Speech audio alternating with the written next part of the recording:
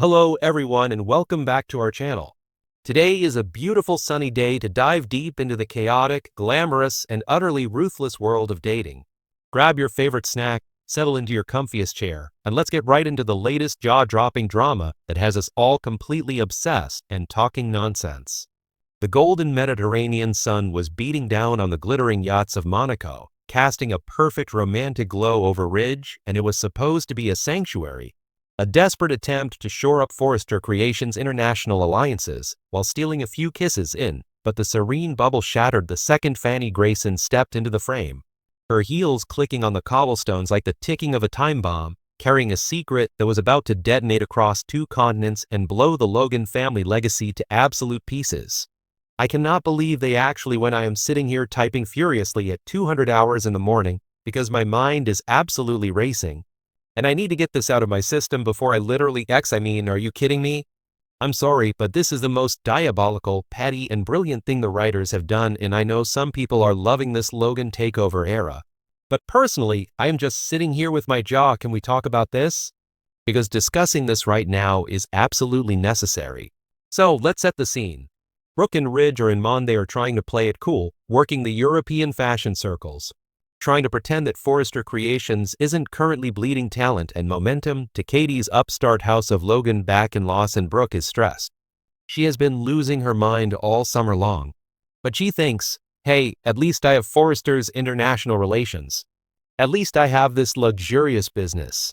At least I have Ridge trying to distract me with romance by the sea. They are clinking champagne glasses, smiling for the cameras, and acting like they are the undisputed king and queen of the, and then boom. Fanny Greyson. Why, if you've been watching for years like I have, I've been a dedicated fan since 2015. And this is honestly the craziest corporate twist they've pulled. You know, Fanny isn't just some random, she is this renowned French perfume. She has deep, complicated history with Forrester Creation. She pitched to them back in 2020, she pitched again over the holidays in 2024 and lost out to Daphne Rose. And then just a couple of months ago on June 11th, she pitched to Steffi again. What did Steffi do? Steffi rejected. Steffi basically told her that fragrance was covered and hope for the future was on hold. So thanks, but no. But what we didn't fully realize until this exact heart-stopping moment in Monaco is the sheer magnitude of what happened. Fanny didn't just walk out of the Forrester building and fly back to Paris with her tail between her no.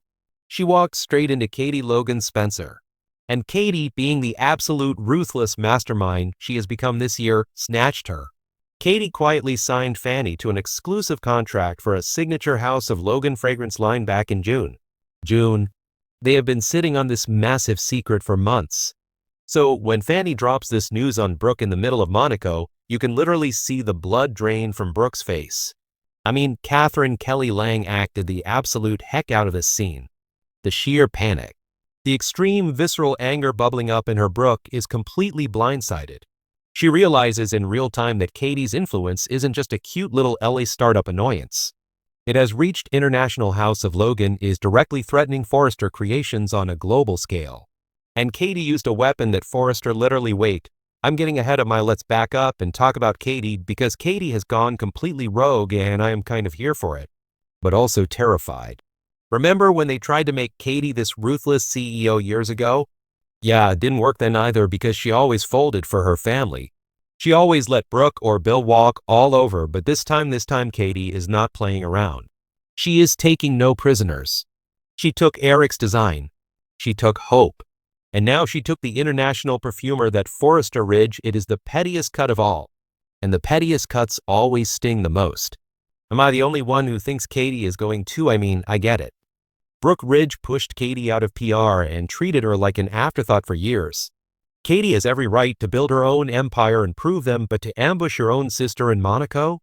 To let her fly around the world under the impression that she has the upper hand and then pull the rug out from under her in front of the fashion elite of Europe? It's so unbelievably cruel. But wait, is it cruel? Or is it just brilliant business? Because Bill Spencer is definitely rubbing off on Katie. And I kind of love villain Katie. No, I hate it because Brooke is suffering so much. See? I don't even know what I want anymore. I'm just so emotional about these sisters tearing each other apart. Let's really dig into Brooke's headspace here because it is utterly devastating to Brooke is standing there in the Mediterranean breeze, and she suddenly feels completely, entirely isolated. She feels like her entire legacy is being systematically dismantled by her own flesh, and Katie isn't just trying to compete.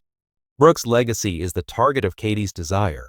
That's exactly how Brooke has always been the matriarchal figure, the center of the Logan universe, the protector of the Forrester legacy.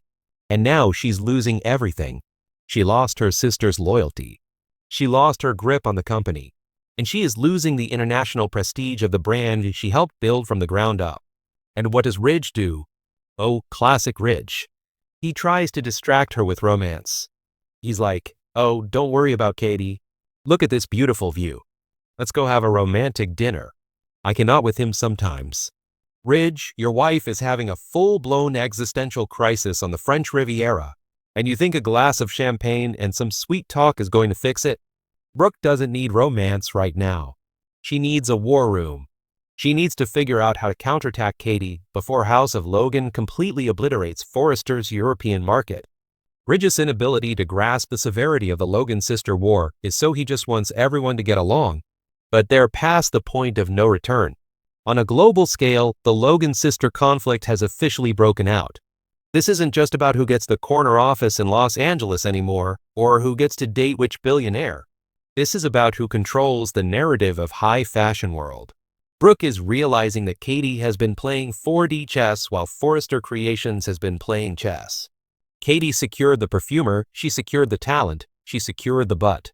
And Brooke is left standing on a balcony in Monaco feeling deeply hurt, entirely alone, and completely outmaneuvered. If you look back at the history of this show, the Logan sisters have they fought over Ridge, they fought over Bill, they fought over Eric. But it was always about men. It was always emotional, messy, romantic drama. This is different. This is a corporate blood, and it cuts so much deeper because it's about respect. Katie felt disrespected by Brooke, so Katie is taking away the one thing Brooke demands: industry dominance. Brooke's panic in that scene wasn't just about perfume. It was about the terrifying realization that her little sister is smarter, faster, and more ruthless than she is right now. Additionally, let's discuss Fanny Granson's delivery.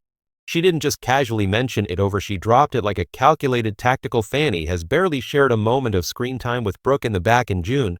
Brooke walked out of the office right as Fanny was, so for Fanny to be the messenger here, it is brutal by design.